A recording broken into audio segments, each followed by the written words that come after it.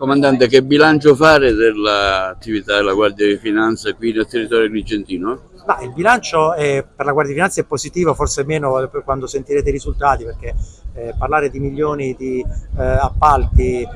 4 milioni di appalti che sono stati assegnati senza rispetto delle regole, sicuramente lascia un po' di amaro in bocca, però è sicuramente un segnale importante che il controllo c'è, che chi opera nella legalità può sentirsi tutelato e che chi invece è fuori dal perimetro della legalità viene perseguito. Anche sul fronte dell'evasione fiscale abbiamo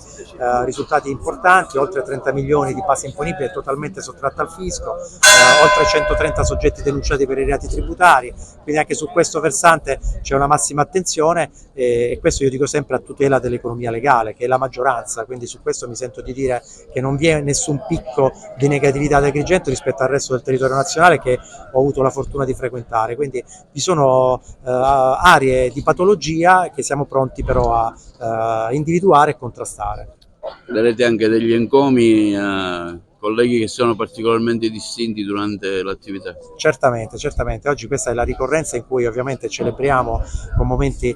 significativi un anno e qualche mese del nostro operato, e alcuni militari, tutti si sono impegnati con massima passione e entusiasmo, ma alcuni si sono distinti particolarmente, e quindi è l'occasione affinché dinanzi al pubblico e alle autorità possano essere ricompensati e riconosciuti il loro sacrificio, spesso anteponendo le esigenze familiari a quelle del servizio, e quindi mi sembra doveroso poterglielo riconoscere pubblicamente e farmi sentire ancora più orgoglioso di essere il loro comandante. C'è un rapporto collaborativo con le altre istituzioni?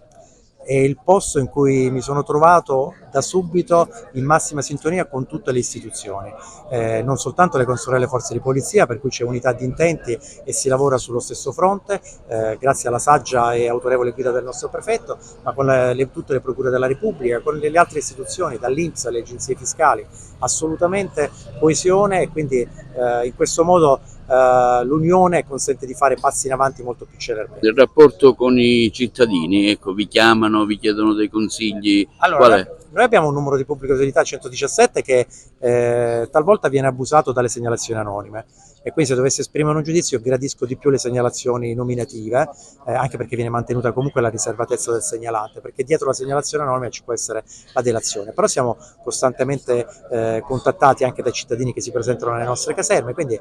ho la percezione di un rapporto di fiducia, e anche in qualche segnalazione scritta si parte dalla fiducia, nella premessa si parte dalla fiducia verso la Guardia di Finanza, quindi da questo punto di vista mi sento di dire assolutamente sì, ma è la stessa percezione che sento dai colleghi, dal signor Questore e dal comandante dell'Arma dei Carabinieri, quindi credo che sia unanime il giudizio. Rossana Florio ha curato anche questa esposizione qui alla Guardia di Finanza in occasione del 250° anno di anniversario.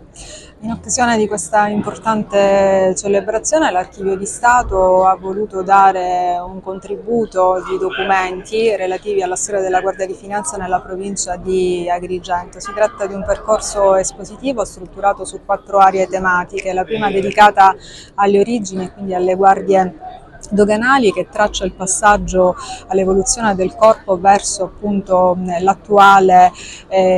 condizione che riguarda la Guardia di Finanza. La seconda area dedicata alle sedi storiche, quindi alle caserme dislocate lungo le aree strategiche per il controllo della costa e del territorio. La terza area dedicata alle attività storiche, soprattutto al contrasto del contrabbando e anche alla difesa militare. La quarta e ultima area dedicata ai caduti della Guardia di Finanza.